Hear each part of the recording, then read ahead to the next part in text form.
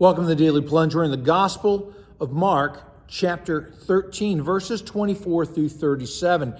Again, this is Jesus talking about the end of times. This is called the Little Apocalypse. And Jesus starts off by talking about in those days, there'll be this distress. The sun, the moon, the stars will all go dark and collapse. The heavenly hosts will be shaken. Galaxies, stars, and planets, they're all going to have an expiration date. Why? Because they're created. They're not eternal.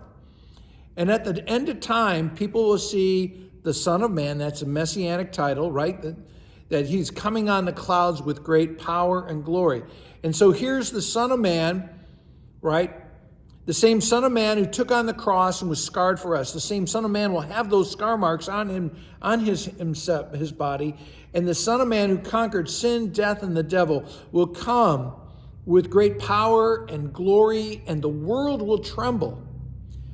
The first time Christ came, he didn't come with power to make us tremble, but he came with compassion to draw us in. But now the power of the Son of Man is that he has defeated and ended sin and wickedness, and he's ushering in the full reign of God. Christ is establishing the righteousness of God, the realm of God. We can't even imagine a world without sin. We can't even comprehend what it would mean for the whole world to be operating in God's will and God's righteousness.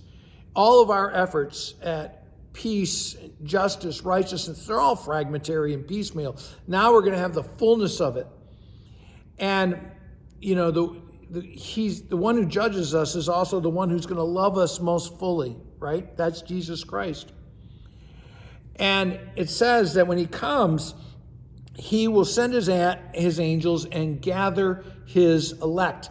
In other words, Jesus is not gathering those who chose him. He is choosing. There it is, that election theology right there in the scriptures, and we hate it that God chooses. But that's good news for us because we have assurance. God chose us. And he tells us, look for the lesson of the fig tree. When you see these things happening, you know the end of times are here. Wars and rumors of war, nations rising against nations, being persecuted for the faith, the gospel preached to all nations, the desolating usurper, days of distress, false messiahs coming. All these things are already happening. We are moving towards the end times. Generations have come and gone, but the thing is that the word of Jesus Christ will never pass away. And what's the word of Jesus? It's the word of salvation, the word of forgiveness and redemption. And they ask, well, when's this going to happen? And Jesus tells them, not even the Son of God, the Son of Man knows the last day. Only the Father does. So he tells us to be alert and awake and to be on our guard.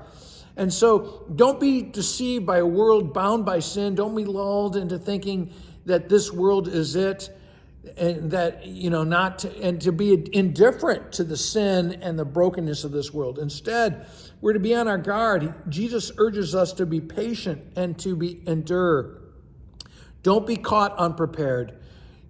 Stay close to Jesus Christ, who is the Lord of the beginning and the end. He is the Lord of history. And to beware, be watching, be praying, be enduring, and to live each day in the joy of Jesus Christ. We all have burdens that we struggle with, but we can choose to respond in the midst of the despair with the joy. We can either fall into despair and hopelessness, or we can live in joy even in the midst of it. And how do we find joy in the midst of our difficulties, in the midst of the end times? Is to look for God's joy, his grace, his love, even in the midst of the darkness and the chaos. Well, hey, thanks, friends. If you're getting something out of the Daily Plunge, please make sure to please like it. If you have a comment, share it, subscribe, and especially share this wherever you can. Have a blessed day.